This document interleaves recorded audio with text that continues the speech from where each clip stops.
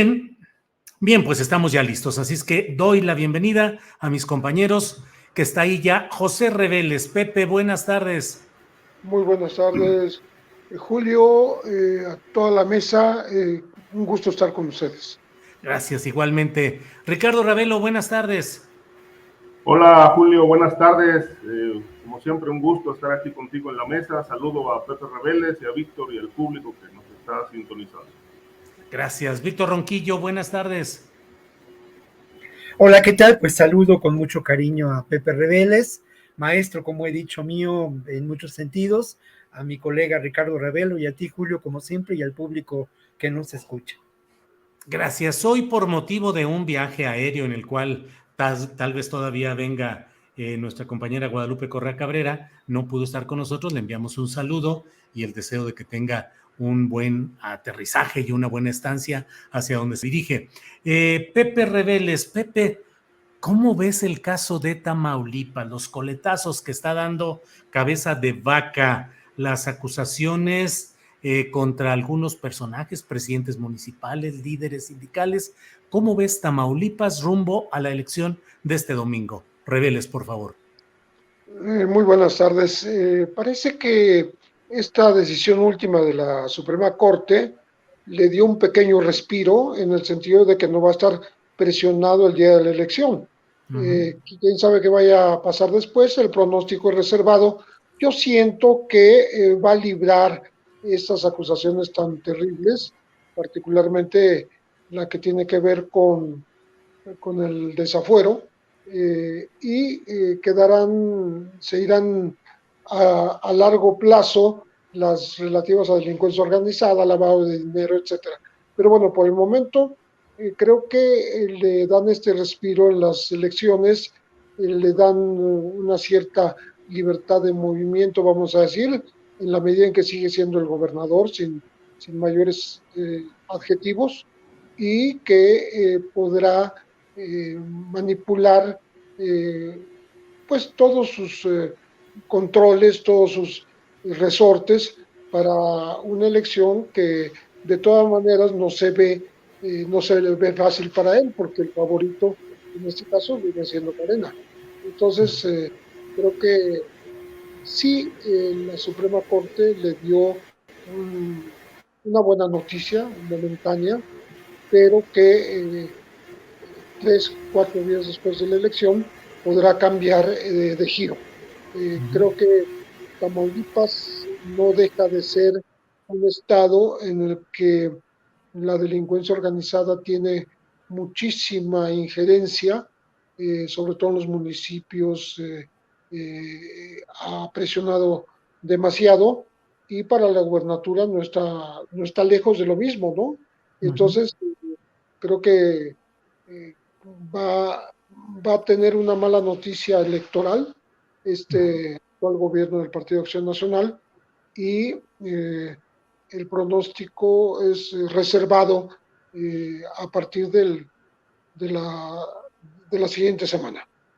Gracias, Pepe. Ricardo Ravelo, hay acusaciones cruzadas entre la alianza que apoya al morenista ahora Américo Villarreal y la otra alianza que apoya al otro candidato apodado El Truco Verástegui de apellido. Pero hay acusaciones en las cuales unos a otros se acusan de estar siendo beneficiados económicamente por dinero proveniente pues de los poderes oscuros que han dominado la política en Tamaulipas durante largo tiempo. ¿Qué opinas de ese cruce de acusaciones entre los dos bandos políticos en pugna, los principales en Tamaulipas, Ricardo?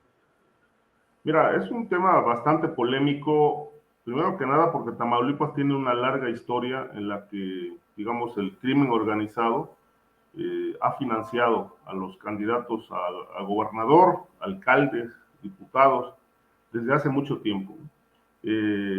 Esto a mí me pinta un panorama en el que no descarto que después de esta elección gane quien gane en Tamaulipas. Evidentemente coincido con lo que dice Pepe Reveles. Parece que el camino está bastante amplio para que Morena pueda triunfar el domingo y gane la gubernatura. Pero seguramente más adelante vamos a tener un nuevo expediente criminal que se va a desprender de toda esta situación de financiamientos oscuros que, como lo dije hace un momento, ha caracterizado los procesos electorales en Tamaulipas desde hace muchos años. Por lo menos desde Cavazos Lerma a la fecha, casi todos los exgobernadores de Tamaulipas han terminado con juicios. Obviamente hay 2 encarcelados y expedientes abiertos en Estados Unidos. Estas acusaciones entre los candidatos panistas, priistas y Morena, más allá de que pueda ser una cuestión propia de la rijosidad electoral que se presenta en estas contiendas, puede tener un fondo muy importante que seguramente lo vamos a conocer pronto respecto de quiénes realmente financiaron las campañas, qué grupo criminal financió las campañas en Tamaulipas, y obviamente me atrevo a decir que aquí no se salva nadie, el dinero sucio llega por todas partes, movido por empresas, por particulares, etcétera, de tal manera que, bueno, queda más que claro que ninguna autoridad, digamos, judicial, de procuración de justicia, y menos la electoral, tiene capacidad de impedir que el dinero del crimen fluya en las campañas. Son acusaciones muy serias, pero evidentemente el panorama nunca ha sido distinto en otros tiempos, ¿no? Siempre ha estado presente este ingrediente del crimen organizado, y no descarto tampoco que pueda ser un instrumento de mucho peso el domingo 5 de junio, no solamente en Tamaulipas, sino en otros estados donde finalmente tiene un peso específico la criminalidad, porque obviamente la representan lamentablemente los propios políticos. El corazón del crimen organizado es el gobierno de Tamaulipas. Finalmente es lo que ha permitido impunidad, financiamiento sucio,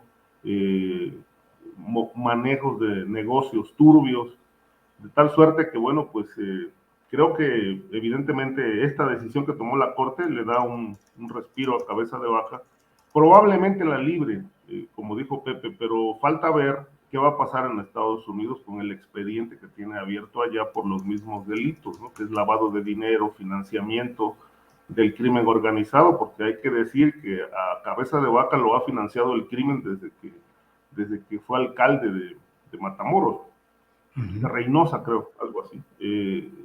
Hay antecedentes en el expediente estadounidense que integró la DEA de cómo el cártel de los Zetas le pagó la campaña por instrucciones de Tomás Yarrington, ¿no? Hay un amplio testimonio que da cuenta de eso. Yo creo que después de la elección, gane quien gane, vamos a conocer muchísimo de quién va a gobernar Tamaulipas, y sobre todo del asunto del destino de Cabeza de Vaca, ¿no? ¿Qué va a pasar con Cabeza de Vaca? ¿Va a la cárcel? Ya no le falta mucho para dejar el cargo, ¿no? ¿Va a la cárcel o finalmente lo dejan en libertad, le limpian el expediente?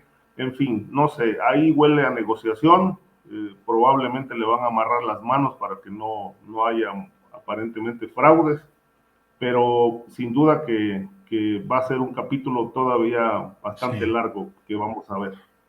Gracias, Ricardo. Víctor Ronquillo, ¿qué opinas sobre lo que sucede en Tamaulipas, donde desde mi punto de vista, pues va a ser la elección más complicada en términos no electorales? Todo apunta a que Américo Villarreal tiene toda la ventaja según todos los estudios de opinión, pero falta lo operativo y falta la eventual participación de los grupos que han influido en la política de Tamaulipas durante largas décadas y que operan pues desde esa oscuridad o desde esos negocios que bien sabemos. ¿Qué opinas, Víctor Ronquillo?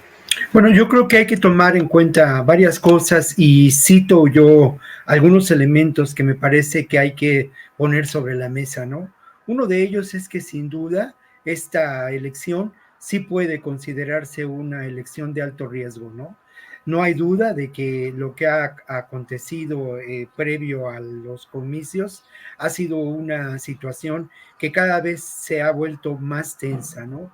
El secretario de Gobernación decía que en esta elección no hay focos rojos. A mí me parece que en Tamaulipas vivimos una elección con altísimo riesgo de la posibilidad de generación de diferentes expresiones de la violencia, ¿no? Son 20 puntos la diferencia entre Américo Villarreal y García Cabeza de Vaca, según las encuestas.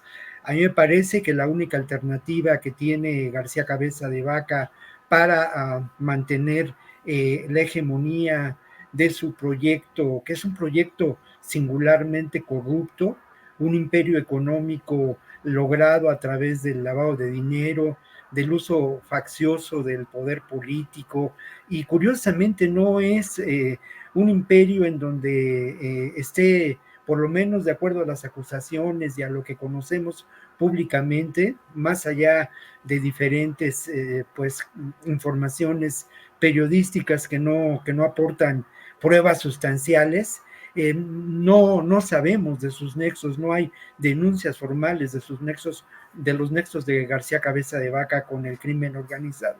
Lo que sí hay, y en eso estriba la acusación formulada por la Fiscalía General de la República, pues es evidencia del delito de lavado de dinero y el tema de la delincuencia organizada en el manejo de recursos financieros con su propia familia como actores importantes, ¿no? En ese sentido, me parece que la única alternativa que tiene García Cabeza de Vaca es llevar al extremo de, ojalá que no sea así, pero puede ocurrir, de la violencia estas elecciones, ¿no? Más allá de lo que puede ocurrir después del domingo, en donde sin duda pues, el triunfo de Américo Villarreal será claro, a mí me lo parece, a pesar de que haya estos intentos. Más allá de ello, a mí me parece que lo que tenemos que hacer es exigir que no exista, como lo señalaba Ricardo Ravelo, la sospecha, ¿no?, de una posible negociación. Hay que exigir que se lleve hasta las últimas consecuencias la actuación del Estado mexicano en contra de García Cabeza de Vaca, que además, hay que mencionarlo, forma parte de lo que podemos considerar, así como decimos, o como lo decía Peña Nieto, el nuevo PRI. Bueno, García Cabeza de Vaca forma parte del nuevo PAN, y forma parte del nuevo PAN que precisamente se alía en la época de Fox para ir construyendo una carrera política, como ocurrió con el exgobernador de Querétaro, por ejemplo, y algunos otros personajes que han sido señalados precisamente por constituir esta clase de imperios económicos. El nuevo PAN, que de alguna manera podría decirse pues que es pariente, ¿no?, del nuevo PRI, y así como la contraparte de García Cabeza de Vaca en Campeche, pues sin duda es Alito, ¿no?, un personaje que tiene características muy, muy similares y que son de alguna manera, pues, ¿cómo llamarlo, no?, frutos podridos del sistema político mexicano, Julio. Gracias, Víctor Ronquillo. Hay varios temas interesantes. Les voy a proponer que si alguno de ustedes quiere abordar lo que el anterior participante haya dicho, lo haga, pero voy a ir planteando algunos temas, brincando de uno a otro para ver si alcanzamos a abordar todo esto. José Reveles, el dirigente nacional del PAN, Marco Cortés, acaba de señalar, y leo lo que en ese sentido ha publicado Reforma, que es, pienso yo, una fuente confiable en relación con el abordaje de asuntos panistas. Dice, tras sostener que hay un pacto entre el Estado y el crimen organizado, el líder nacional del PAN, Marco Cortés, exigió a las Fuerzas Armadas y a la Guardia Nacional que se mantengan al margen de las elecciones que se realizarán el próximo domingo en 6 estados del país. Y también puso un tuit el propio Marco Cortés, en el cual exhorta a las Fuerzas Armadas. Dice Reforma, dice Marco Cortés, líder del PAN, pidió al Ejército y la Marina cuidar su prestigio y no intervenir en el proceso electoral. José, ¿qué opinas de que el Ejército, la Marina, cuiden el próximo proceso electoral? Bueno, yo creo que parte de su función es exactamente vigilar las elecciones, pero lo que está diciendo Marco es otra cosa, está hablando de intervención y eso me parece que no está a la vista. O sea, en mi opinión, no lo observo de esa manera. Sí es una elección que poco se ha mencionado el papel de la delincuencia organizada, pero obviamente está ahí. Si hablamos de Durango, también. Si hablamos de Aguascalientes, en donde está sumamente caliente ese estado, como San Luis Potosí, que poco se habla de ellos, pero que han sido escenario de crímenes colectivos bastante agresivos y que han puesto en alerta a los propios gobiernos estatales, ¿no? Hidalgo ha tenido un repunte de violencia en los últimos meses, ¿no? Me parece que Quintana Roo no pierde esa, esa característica de incursión violenta de diversos cárteles que atacan incluso a personajes extranjeros y ha habido tiroteos a la luz del día en hoteles de cierta relevancia. Entonces, lo que quiero decir con esto es que la vigilancia de las Fuerzas Armadas, tanto Guardia Nacional como Ejército y Marina, tiene que estar presente.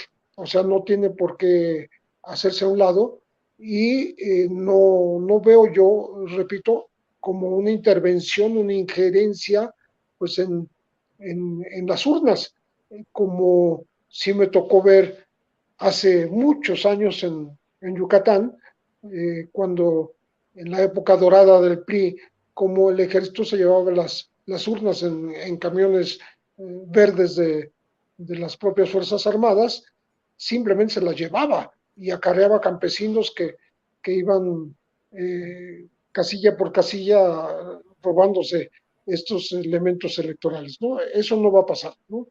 Creo yo que tiene que estar en la posible contención de actos violentos.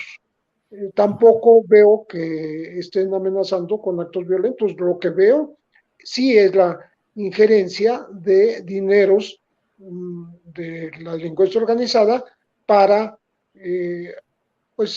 apoyar a ciertos candidatos, porque estamos hablando de lugares con presencia del crimen organizado. En Durango, pues no se puede negar la presencia del cártel de Sinaloa, mismo que se disputa con el del Golfo y el del Oeste allá en Tamaulipas, como hay presencia, lo acabo de mencionar, en Cancún y en Hidalgo. Entonces, el peligro no es de violencia, repito, sino de intromisión de dineros ilícitos y del poder del narco, porque curiosamente lo que están buscando es influir en las decisiones de gobierno, sobre todo municipales. Sabemos que son elecciones de gobierno, pero de gobiernos estatales, pero no se puede eliminar la influencia de los municipios, ¿no? Creo que la cabeza de proceso más reciente habla de esto que estoy mencionando, diciendo la narcopolítica se expande, hablando de todo el país. Entonces, no es más que un previo anuncio de lo que puede pasar el año que entra, pues con el Estado de México y con Coahuila, ¿no? En donde se va a jugar la supervivencia del PRI. Gracias, José. Gracias. Ricardo Ravelo, leo lo que está publicado en varios medios, pero retomo específicamente lo que escribe el semanario Z. Dice, el gobierno de Estados Unidos entregó hoy a autoridades de México a César Duarte, el exgobernador de Chihuahua, ya que la Fiscalía General de la República lo acusa de asociación delictuosa y peculado ante el desvío de un total de 96.6 millones de pesos hacia dos de sus empresas entre los años 2011 y 2014.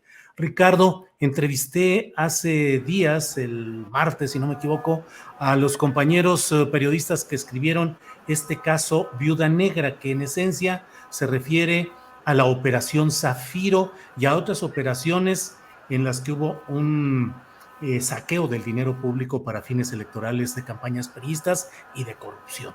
¿Te parece que la llegada de este personaje de César Duarte puede destapar aún más estos casos de corrupción? ¿Vendrá a guardar silencio? ¿Qué opinas de la figura de él y de sus involucramientos, Ricardo Ravelo? Bueno, yo creo que hay un tema pendiente con respecto a César Duarte. Me parece muy poco el monto que le atribuyen de desvío. Yo tenía ahora sí como dice el presidente, yo tenía otros datos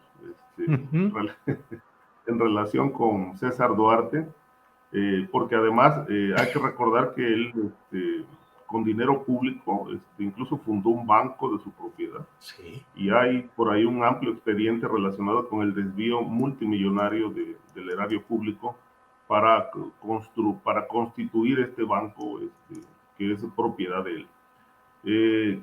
Lo que sí creo que puede destapar es un tema pendiente, que no solamente es el saqueo al erario público en Chihuahua, sino el delito electoral que está pendiente, que se quedó pendiente, con aquella operación de fondeo de dinero del gobierno federal en algunos estados. Fue Veracruz, fue, si no mal recuerdo, también Quintana Roo, Chihuahua, por supuesto, que fue el proyecto que planteó Manlio Fabio Beltrones al entonces presidente Enrique Peña Nieto para financiar las campañas del PRI, si no mal recuerdo, en 2016, cuando vino aquella gran debacle electoral del PRI, que perdió, no sé si 10 gobernaturas o algo así, no obstante que el gobierno federal entregó mucho dinero público para el financiamiento de los candidatos. La gran pregunta es, ¿realmente lo invirtieron en las campañas? ¿O se lo quedaron los propios actores políticos, ¿no? Y creo que de ahí se derivó la investigación contra los exgobernadores que hoy están en la cárcel, entre ellos César Duarte, Alejandro Gutiérrez, que era también un miembro del PRI, segundo de a bordo de Manlio Fabio Beltrones, y toda esta danza multimillonaria que, según se dijo entonces, se utilizó para que el PRI apuntalara sus campañas y ganara las gubernaturas que estaban en juego. Sin embargo, bueno, a partir de ahí se abrió la investigación y se descubrió también pues todo el mal manejo que hizo César Duarte de los recursos que les entregaron de la federación. Incluso César Duarte y el exgobernador de Nayarit, el señor Sandoval, aparecen también en una investigación donde usaron fondos públicos para comprar ganado, es decir, compraron ganado en el extranjero, presuntamente para reforzar y mejorar los actos ganaderos tanto de Nayarit como de Chihuahua, pero que luego todas estas cientos y cientos de cabezas de ganado de alto registro pues terminaron en los ranchos propiedad de ellos mismos, ¿no? Yo creo que la extradición de César Duarte pues va a abrir sin duda nuevos frentes, nuevas investigaciones contra personajes que incluso siguen impunes. El caso, por ejemplo, de Manlio Fabio Beltrones es importantísimo, y también, bueno, pues creo que el tema electoral de cómo se maniobró desde entonces el sexenio de Peña Nieto para desviar tanto dinero, que lamentablemente es un tema que sigue impune, sigue sin conocerse bien a bien. Creo que el regreso a México de César Duarte va a abrir este capítulo tan polémico que lleva muchos años pues impune. Gracias, Ricardo. Víctor Ronquillo, como he dicho, hay muchos temas, se puede opinar de lo que va estando antes en los comentarios de nuestros compañeros, pero Víctor, te quiero preguntar específicamente sobre el tema de Durango, porque siendo Tamaulipas el estado donde más concentrada está la atención por los riesgos que puede haber de que se intente descarrilar esos comicios estatales, pues también está Durango, donde la gente buena y trabajadora del Triángulo Dorado, que ahora el presidente ha propuesto que se cambie de nombre y sea el Triángulo de la Gente Buena y Trabajadora. ¿Cómo ves el conflicto, el choque de las corrientes políticas en Durango y la presencia de estos factores del crimen organizado detrás de candidaturas, si así fuera? Víctor. Mira, lo primero quisiera opinar sobre esta declaración de Marco Cortés, ¿no? No hay duda de que se busca cambiar la narrativa, mantener esta narrativa de que, bueno, las elecciones están, digamos, regidas por el narcotráfico y la posible derrota o la visible derrota del Partido Acción Nacional en alianza con el PRI y lo que queda del PRD, pues no será resultado de una propuesta de gobierno ni de la intención del voto de los ciudadanos que de alguna manera promueven o apoyan un proyecto político resultado de la Cuarta Transformación, sino de fuerzas oscuras y terribles. Además, hay una enorme contradicción en lo que dice según Reforma, porque habla de la no participación, o sea, es de veras de pena ajena la declaración, y obviamente pues está curando en salud ante lo que va a ocurrir el próximo domingo, sin duda. Mira, respecto a lo que ocurre en Durango, a mí de entrada, pues desde el principio que cuando se inicia este proceso electoral, a mí me da que pensar el que lamentablemente los dos candidatos en su momento hayan constituido pues parte integral del PRI, ¿no? Hace algunos años uno fue presidente y la otra fue secretaria general del PRI. Creo que en Durango la hegemonía de un grupo de poder político que habría que ver hasta dónde mantiene nexos con los poderes oscuros del crimen organizado, ¿no? Pues se ha mantenido a lo largo de décadas. Es posible que el triunfo de Morena sea, pues, un hecho, pero sin duda no corresponde desde mi perspectiva personal a esta instauración de un nuevo horizonte político, ¿no? Creo lamentablemente que también hay que tomar en cuenta que sin duda la presencia del crimen organizado en el llamado Triángulo Dorado es un hecho y el cártel de Sinaloa mantiene un control territorial y no un control territorial evidente, ¿no? En las principales ciudades de Durango, sino sobre todo en aquellos municipios apartados donde se sigue cultivando amapola, donde se sigue cultivando marihuana y en donde lamentablemente seguramente existen laboratorios clandestinos para la fabricación de drogas sintéticas como el fentanilo, ¿no? Entonces creo que todo esto sí me parece que hay que tomarlo en cuenta y habrá que también hacer una diferencia entre lo que ocurre en los diferentes estados, ¿no? Creo yo que el proyecto político de Morena y de la Cuarta Transformación tiene matices en las diferentes regiones del país y en los diferentes escenarios políticos, ¿no? Puede ser muy interesante y puede tener visos de un proyecto político sólido en Oaxaca, no sé hasta dónde en Quintana Roo. En Hidalgo es muy estimulante que después de una hegemonía del PRI a lo largo de la historia de este país o la historia reciente de este país, por primera vez parece que va a ganar un candidato de oposición en ese estado y que ese candidato pues representa de alguna manera a este proyecto político. Pero insisto mucho en mis dudas respecto a Durango y Quintana Roo, Julio. Bien. Perdón, bien, Víctor, muchas gracias. ¿Qué te digo? Nos agarran Sí, aquí de repente sí. las prisas. Perdón, y no corté. ¿Sabes qué? Que siempre anuncio un poquito que ya voy a cortar el rollo y ahora no lo anuncié, Julio. Una disculpa, ¿eh? No, Ahora hombre, sí no. que como los actores, no te debía haber dado pie en ese momento. Ahí vamos caminando, ahí vamos caminando. José Reveles, aunque la atención va a estar concentrada este domingo en estas 6 elecciones de las que estamos hablando, bueno, también viene otro tema inmediato, que son las elecciones de 2023 y específicamente el Estado de México, donde pues pareciera, y dentro de las propuestas que nos han hecho de temas que podemos comentar, nos dicen, Estado de México, tierra sitiada por el crimen, donde hay tantos grupos de interés que han generado una convivencia muy difícil. ¿Qué opinas del Estado de México y de la eventualidad, pues, de una lucha política electoral difícil para el año que entra, José Reveles?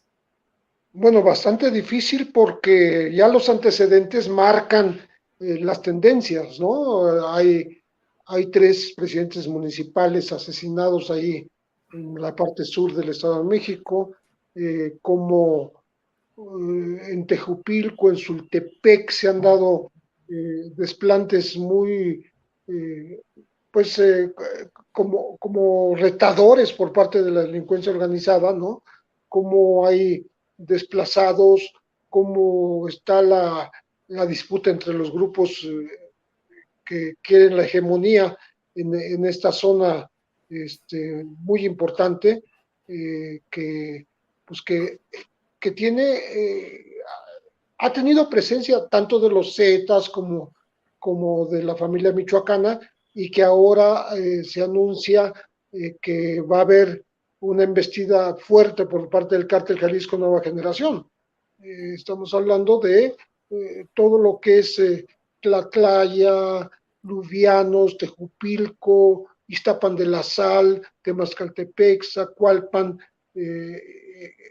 Tonatico, toda esta zona que, además del Valle de México, ¿no? Porque el Valle de Toluca, quise decir, el Valle de Toluca, porque es donde se están viendo estos desplantes de la criminalidad organizada, que tiene ya bastante historia en el Estado de México y que obviamente se va a reactivar en sus intentos de colocar a los elementos y a los jefes de la seguridad en cada uno de los municipios en donde tienen influencia, por un lado, en donde van a tratar de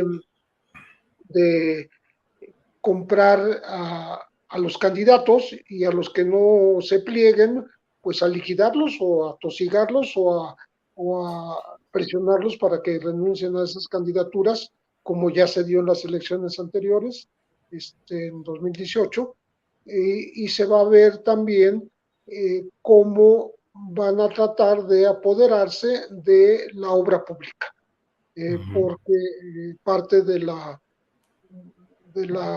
nueva actividad en comicios de la delincuencia organizada es influir para que el dinero que está destinado a obra pública lo ejecute justamente el crimen organizado. Entonces, Estado de México realmente es una entidad de pronóstico reservado. Y si a esto le agregamos lo que significa el hecho de que el Grupo Atlacomulco y todos sus adláteres no han dejado el poder jamás en las últimas décadas, y ahora pues se intentará que por lo menos, estaba escuchando un momento tu entrevista con Higinio Martínez del Estado de México, justamente, en donde va a haber una disputa por primera vez, digamos, no por primera vez, pero con elementos nuevos, vamos a decir, que sí hagan tambalear esa hegemonía de muchas décadas por parte del PRI. Creo que va a ser un estado en donde se suelten los demonios el año que entra. Desde Órale. ahora hay que estar muy atentos. Creo que no es, no es despreciable. No sé por qué, si Estados Unidos le pone tanto interés a lo que pasa, por ejemplo, en Tamaulipas, ya está metiéndose en el tema cabeza de vaca. Si Estados Unidos está atento a lo que pasa ahí en sus cercanías, por el lado de Chihuahua, de Durango, del Triángulo Dorado, etcétera, ¿por qué, siendo una potencia hegemónica que pretende influir en su vecino del sur, por qué no se ve tan clara esa injerencia en el Estado de México? No, no que le esté yo pidiendo y reclamando, no digo que me extraña que no haya esa misma actividad este, injerencista, por supuesto, en el Estado de México, porque todo lo que pasa en la República Mexicana le afecta a los Estados Unidos y no nada más la frontera que le es muy cercana, ¿no?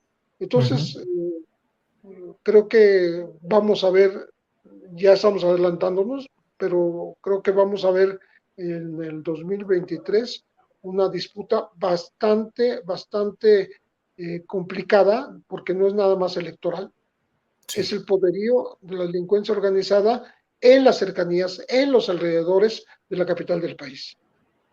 Gracias, José. Ricardo Ravelo, solemos poner la lupa sobre estados en los cuales las expresiones del crimen organizado son muy evidentes y diría yo hasta muy caricaturizadas, o sea, son los típicos hombres de los cárteles y todo esto. En el Estado de México, me parece a mí, pero espero tu opinión, que además de esos poderes, hay los poderes de otros grupos, de otras formas de delincuencia organizada, transporteriles, industriales, del asalto constante a los pasajeros en los medios de transporte público, en fin, mucha descomposición. ¿Cómo ves el 2023 en la elección del Estado de México? ¿Qué poderes crees que van a competir? Y si acaso podrá romperse la histórica hegemonía priista y de grupos priistas muy consolidados en este Estado de México, Ricardo. Mira, me pareció muy interesante, bastante amplio el planteamiento de Pepe Rebeles. Yo te diría aquí algunos datos adicionales. Competido, es digamos, tradicionalmente se dijo que el Estado de México era el semillero electoral del PRI, por su historia, por el número de habitantes, por la hegemonía del grupo Tlacomulco, y también por la presencia multiplicada del crimen organizado, que ha convertido a ese territorio en una tierra sin ley, con todos estos ingredientes que tú mencionas, el asalto, etcétera. Ahorita que Pepe daba un panorama en algunos municipios, por ejemplo, lo que es Villa Victoria, Ixtapa de la Sal, Lubianos, el municipio de Tlatlaya, Tejupilco, Valle de Bravo. Me reportaron hace unos días la presencia fuerte del cártel de la familia michoacana. No es el único que opera ahí, o sea, están los Viagras y casi la mayor parte de los grupos delincuenciales son de Michoacán, con el ingrediente que ya mencionaba Pepe de la posible andanada del cártel de Jalisco para apoderarse de buena parte del territorio.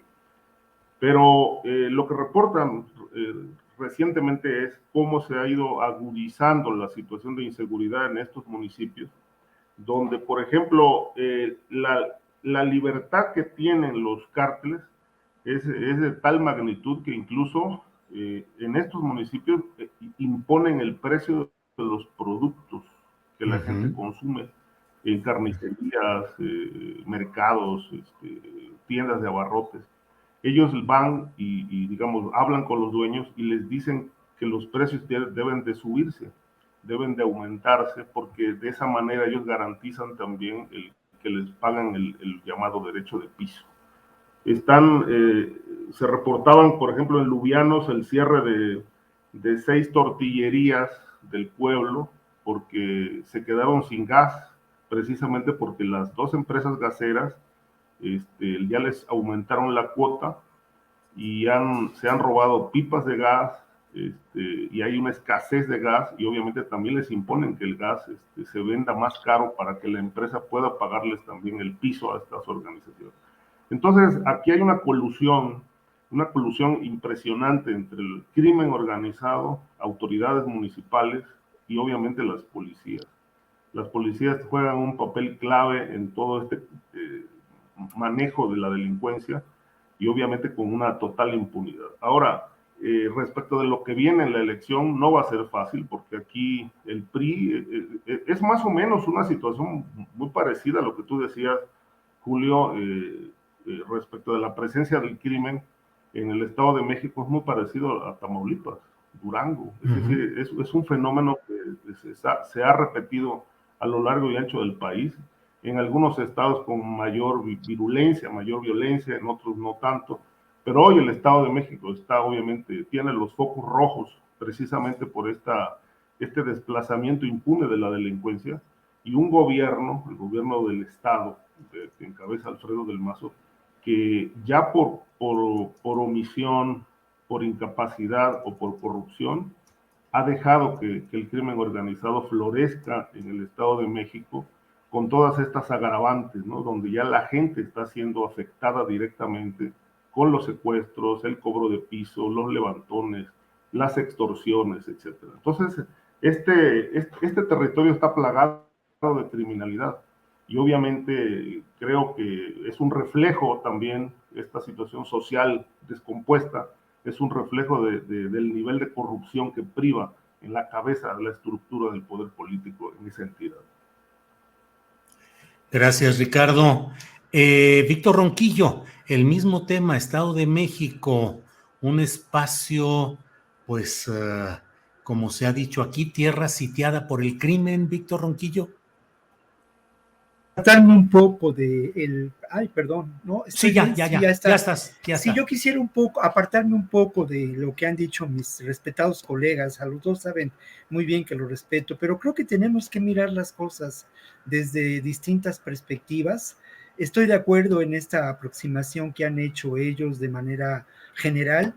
Creo que hay detalles que valdría la pena discutir, y la verdad de las cosas es que el Estado de México me parece que lo que presenta es un problema evidente de degradación social. Sin duda, para entender esta realidad, habría que atender más las realidades urbanas del Estado de México que la realidad rural del Estado de México, ¿no? Acercarnos más a lo que ocurre en Ecatepec, por ejemplo, ¿no? O en Ixtapaluca o en Chalco, para entender este terrible proceso de degradación social y entender cómo la pobreza, el abandono, la miseria y las condiciones precarias de vida han llevado a muchos sectores a, pues lamentablemente, condiciones que los vinculan a procesos enormemente violentos, ¿no? Es cierto, puede hablar uno del narcomenudeo en el Estado de México, puede hablar también de los graves delitos vinculados a la delincuencia organizada, sin duda. Uno de los mayores índices de delitos perpetrados en el Estado de México es el del robo de automóviles, pero sorprende mucho mirar que más allá de estos delitos, el problema de la degradación social coloca en un alto índice a la violencia familiar, a la violencia intrafamiliar. Y esto creo que nos puede hacer pensar en este tema del terrible efecto de la degradación social y entender lo que pasa en estas ciudades dormitorio, en estas ciudades que también son realidades muy singulares porque tienen que ver con una migración de décadas por parte de sectores muy vulnerables en cuanto a su condición en estos momentos económica, sectores que proceden de ese México rural, sectores que de alguna manera podríamos considerar pertenecen también a pueblos originarios altamente discriminados y marginados. Con todo esto, lo que quiero decir es que hay que mirar de una manera diferente los efectos de la delincuencia, de la criminalidad, porque es así como podemos, me parece, atenderlos y no solamente vincularlos a estos hechos de pues la extorsión, la presencia del narco, la historia de los cárteles, que si está el Jalisco Nueva Generación. Creo que exige ya desde la perspectiva de la realidad una nueva visión de estos problemas, ¿no? Miren, el mayor delito que se cometió el año pasado fue el delito de lesiones en el Estado de México, ¿no? Y curiosamente, este dato también es importante, pero hay que desmenuzarlo. Uno de cada cuatro delitos que se cometieron el año pasado en el país se cometieron en el Estado de México. Pero curiosamente, estos delitos no tienen que ver con lo que podíamos considerar el crimen organizado, porque la mayoría de esos delitos tienen que ver con estos delitos del fuero común, con el delito de lesiones, con el delito de la violencia intrafamiliar, con el delito de robo a negocio, con el delito de robo automóvil, ¿no? Otro dato que es enormemente preocupante, pues es los 130 casos de feminicidio que ocurrieron el año pasado. Y también, y no es menor, y tiene que ver con esta perspectiva que me atrevo a poner sobre la mesa, no es menor el hecho de que el número de eventos de violación, de crímenes por violación, hayan ido en aumento y que la mayor parte de estos perpetradores, según datos del propio Sistema Estatal de Seguridad Pública del Estado de México, hayan sido perpetrados por menores de edad y por jóvenes, ¿no? Esto creo que nos tiene que llevar a eso, ¿no? A ampliar la perspectiva y entender que lo que ocurre en el Estado de México no es solamente resultado de la presencia del narcotráfico, sino el resultado de muchos otros factores, ¿no?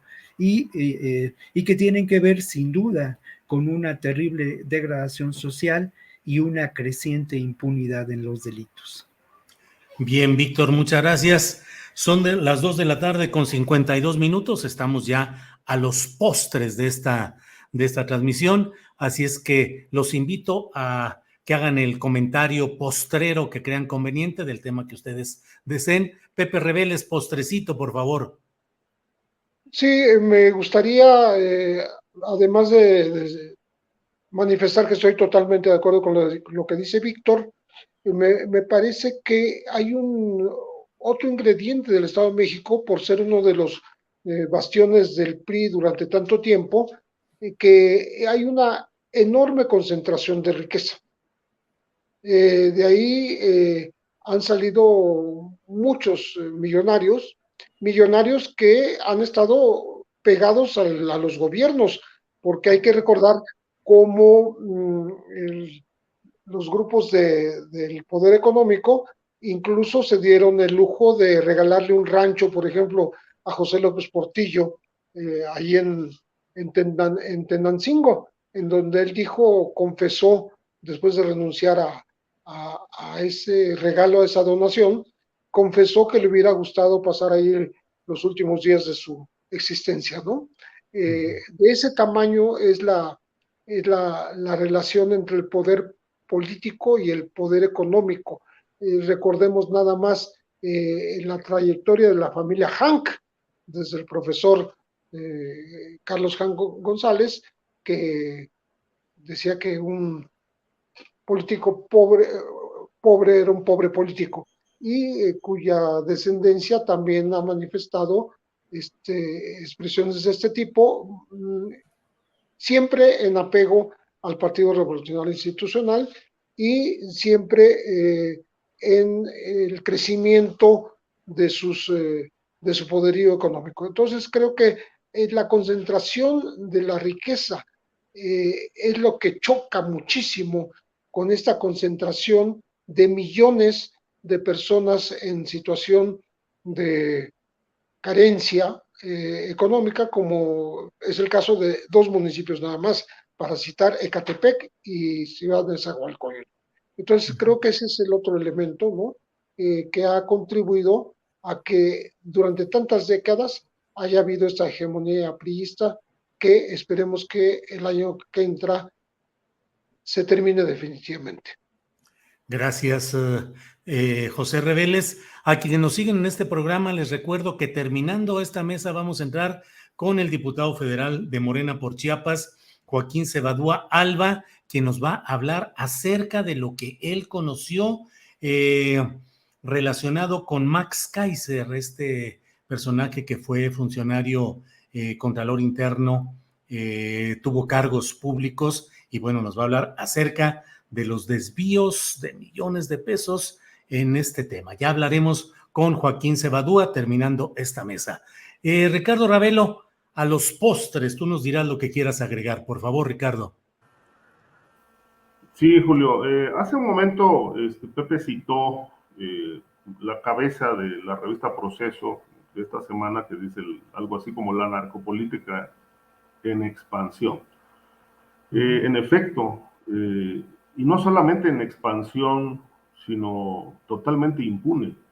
Es decir, cada vez nos encontramos con más casos de personajes que tan pronto llegan al poder, pues terminan enredados en negocios, vínculos con la delincuencia organizada. Es un grave problema que arrastra los hombres del poder político desde hace muchos años, ha crecido y realmente se mantiene esto en expansión, en crecimiento a lo largo y ancho del país, pero con el ingrediente de que priva la impunidad por doquier. Considero que, por ejemplo, en el caso de la inseguridad pública, gran parte del fenómeno que se ha agravado, muchísimo el nivel de violencia, tiene que ver con la impunidad. Y la impunidad que mantiene a estos hombres libres en el poder, pero además la impunidad que ellos también generan en sus distintos territorios. Y aquí hemos dicho muchísimas veces que ahí en los territorios donde priva la impunidad, pues se convierten en verdaderos asideros del crimen, con todos estos elementos agravantes de muertes, violencias, secuestros, que se siguen multiplicando en toda la República Mexicana. Entonces, creo que es un fenómeno que lamentablemente no se está atendiendo por parte de la actual administración y nunca se ha atendido del todo, a fondo, siendo una de las causales de la violencia, ¿no? Uno de los elementos que detona violencia porque generan impunidad. Entonces, ahora que el presidente ha mencionado muchísimas veces que su gobierno atiende las causas, que no está directamente enfrentando a la delincuencia como lo hicieron otros gobiernos, sino que ahora está atendiendo las causas. Una de las preguntas que valdría la pena hacerle al presidente, ¿y la narcopolítica no es una causa que genera violencia, impunidad y ha generado el desastre que vive este país? ¿Por qué no se combate? Creo yo que desde la presidencia también se cierran los ojos ante una realidad que es evidente para todos, ¿no? Lamentablemente sí, como dice la cabeza de Proceso, en expansión la narcopolítica y sobre todo en medio de un país que está tratando de apaciguar, pacificar la violencia. Creo yo que pues no se logra ni apaciguar el país ni se combate este fenómeno que lamentablemente está creciendo. Bien, gracias, Ricardo. Víctor Ronquillo, te toca el postre de postres ya para cerrar este programa. Por favor, Víctor. Bueno, me parece, voy a empezar por ahí y luego voy a ir a otro tema, ¿no? Me parece que esa cabeza es de una enorme simpleza. Creo que no se entienden los procesos, creo que lamentablemente se busca el impacto y el ruido mediático, ¿no? Y creo que no que no va por ahí la reflexión ni tampoco va el auténtico trabajo periodístico.